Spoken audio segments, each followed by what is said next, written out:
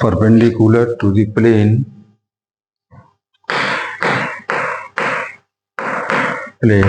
such that they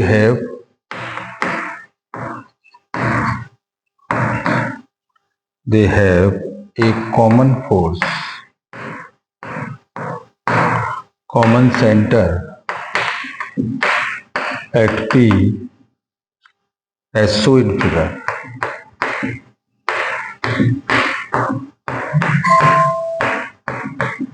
So in figure, find the magnitude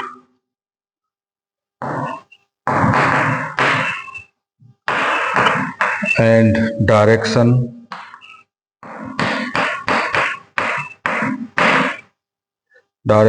of the net magnetic field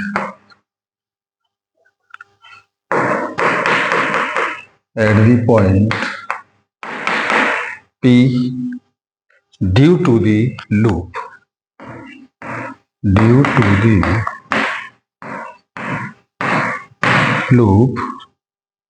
और ये हमारे पास है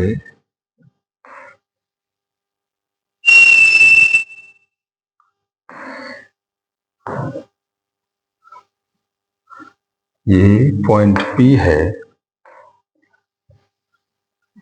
और ये इसके साथ है, ये आपका O डैश है, ये बाई में, और ये X करंट I फ्लो और ये करंट I फ्लो, ये आपका X हो गया और ये भी X हो गया। तो दोनों के लिए मैग्नेटिक फील्ड निकाल लें हम इसमें। बहुत अच्छा क्वेश्चन है, आप इसको दिखा सकते हैं। ये इस पॉइंट से हमने इसको ले लिया, तो ये आपका कंपोनेंट आ गया dBx और dB बाई और ये dB, और ये एंगल हो गया थीटा और ये एंगल हो गया अल्फा। तो ये आपके पास x है, ये आपकी r है, तो ये आपकी वैल्यू हो गई r square plus x square. इसी तरह से इसमें हम आए तो इसमें भी हमारे पास यही हो गया, तो दोनों के लिए सेम हो जाएगा ये, और ये गिवन द रेडियस r है, तो इसकी भी लेंथ हमारे पास यही हो जाएगी r square plus x square. तो according to the Biot Savart law, तो this is the magnetic field Bx is equal to, और ये dB, और कह सकते हैं ये म्यू नॉट I और dl साइन 90 अपॉन, और ये अंडर रूट, और ये वैल्यू आपकी आ गई r square plus x square की पावर 1/2 का होल स्क्वायर।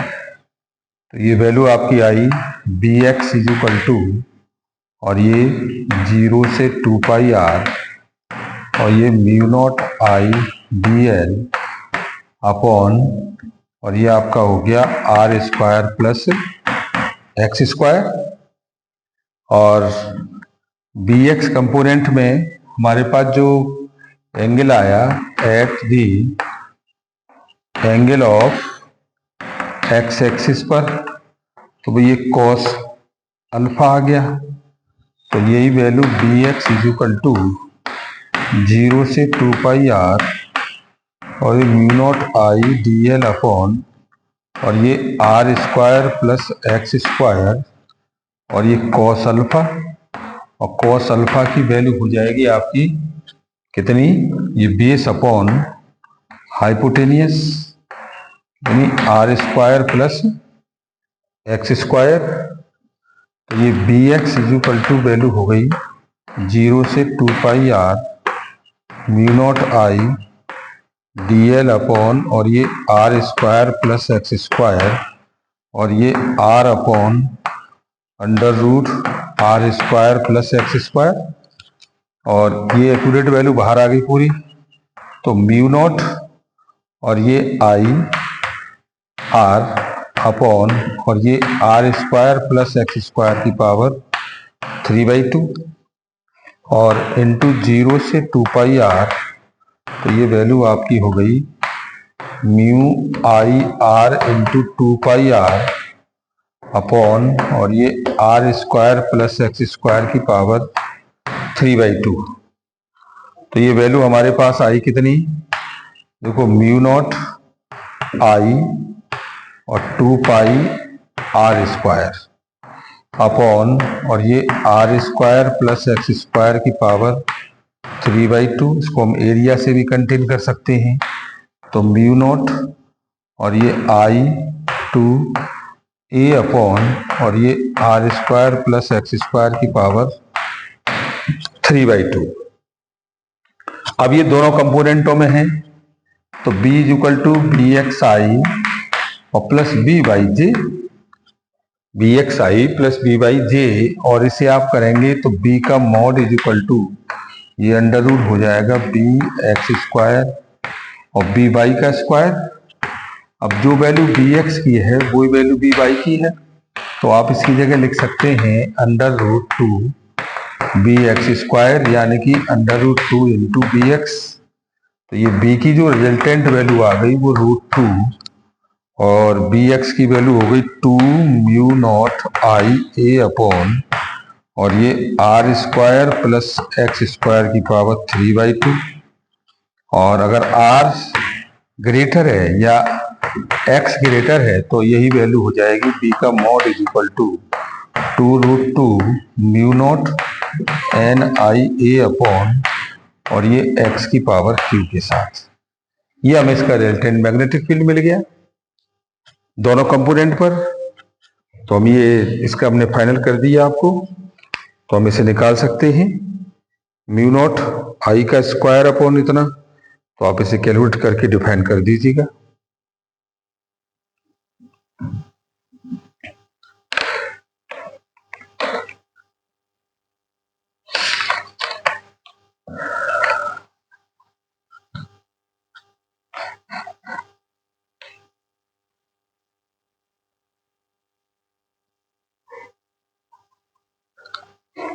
और इसके बाद है नेक्स्ट क्वेश्चन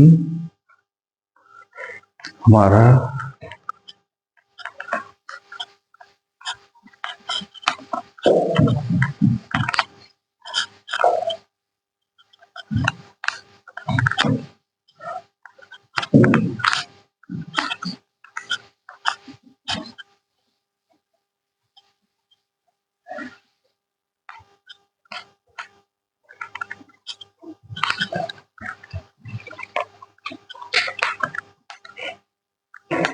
अब है नेक्स्ट प्रॉब्लम, यह है ए रे P Q incident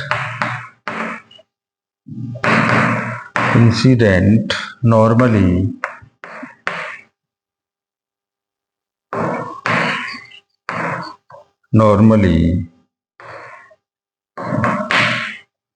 on the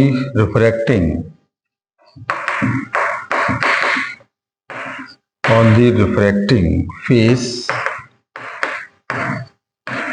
BA is refracted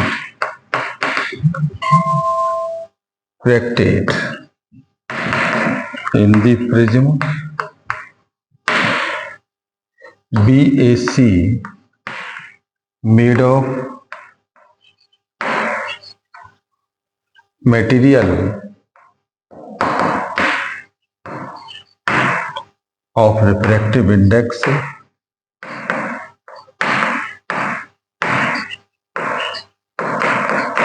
1.5. Complete the path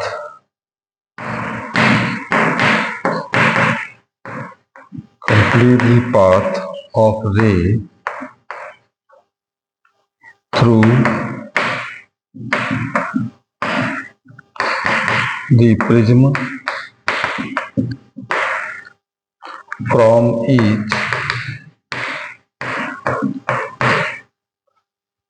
each which phase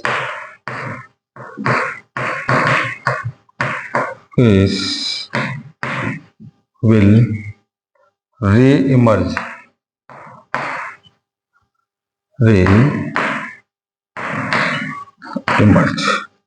justify your answer.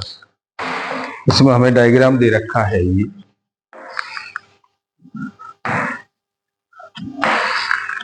ये 60 का है और ये रे दिखा दी हमारे पास, ये वाली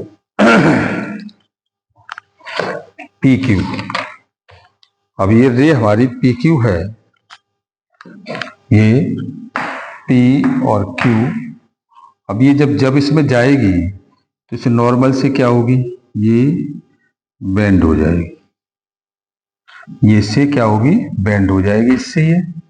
अब जितना इसका इंसिडेंट एंगल है ये, और ये इसका रिफ्रैक्शन एंगल हो जाएगा नॉर्मल से। और जब ये सामने वाले फेस पर टकराएगी तो टकराने के बाद ये फिर यहाँ से फिर ये ऐसे हो जाएगी, ये अब ये हो जाएगी इससे, ये फिर बेंड हो जाएगी। तो इसके पास दो फेस आ गए। देखो ये एयर से ग्लास में गई और फिर ग्लास से फिर एयर में आ गई। भाई एयर से ग्लास में और ग्लास से फिर एयर में, तो इसके लिए हमारे पास कंडीशन कितनी हो गई, ये 90 हो गया तो ये 30 तो हो गया। इसका मतलब ये एंगल कितना होगा, एंगल ऑफ डेविएशन 30 होगा। इसका angle of deviation is 30 degree. तो क्रिटिकल एंगल हमारे पास कितना हो जाएगा भाई, क्रिटिकल एंगल हमारे पास हो जाएगा साइन। तो इसकी वैल्यू हमारे पास n है ए और ये एन जी है। तो अगर हम इसके लिए निकालते हैं तो क्रिटिकल एंगल की वैल्यू कितनी हो जाएगी, ये हो जाएगी n 1/sin आई सी। तो sine I C is equal to 1/n और इसकी वैल्यू है 1.5। तो आई सी इज इक्वल टू ये 10 और 5 से 5 2 जा और 5 3 जा। तो आई सी is equal to sine inverse 2/3। जो हमारे पास क्रिटिकल एंगल मिला साइन इनवर्स 2/3 और इसकी वैल्यू होती है 0.06। भाई साइन की वैल्यू होती है 0.06 और ये वैल्यू आ गई 0.0667 डिग्री। अभी क्रिटिकल एंगल हमें मिल गया, तो हम ये देख रहे हैं कि ये साइन जो क्रिटिकल एंगल है, क्रिटिकल एंगल की वैल्यू हमेशा 90-30 से ग्रेटर है। तो जबकि इंसिडेंट एंगल हमारे पास कितना है, 30 है। कितना है, 30 है। तो हम यह कह सकते हैं therefore the ray will be emerge out of the face A. The ray will be emerge out, the ray emerge out of face AC। तो ये फेस हमारे AC को फेस कर जाएगा, ये A B और ये C को तो कर जाएगा। तो ये वैल्यू हमारे पास कितनी हो जाएगी, ये IC से, IC की जो क्रिटिकल वैल्यू है वो एंगल ऑफ प्रिज्म से ग्रेटर हो जाएगी। भाई इसकी वैल्यू और 30 डिग्री की बड़ी हो जाएगी, क्रिटिकल एंगल छोटा हो गया। तो ये इसमें ऐसा क्या होगा कि ये अपने फेस से इमर्ज आउट चली जाएगी, क्या होगी। तो हम ये कह सकते हैं कि जो वैल्यू हमारे पास है इंसिडेंट एंगल की, जो इंसिडेंट एंगल की वैल्यू है वो वैल्यू हमेशा इससे कितनी हो जाएगी, लेस हो जाएगी। 0.6 है, ये 0.6 है तो 60। तो यह हम कह सकते हैं IC greater than angle of incident, ये इससे ग्रेटर हो गया। IC की वैल्यू जो है ये क्रिटिकल एंगल की वैल्यू हमारे जो इंसिडेंट एंगल है उससे इसकी वैल्यू ग्रेटर हो गई। तो as the ray PQ is incident normally on the face of AB, division of the face AC, the angle of incidence I is equal to 30।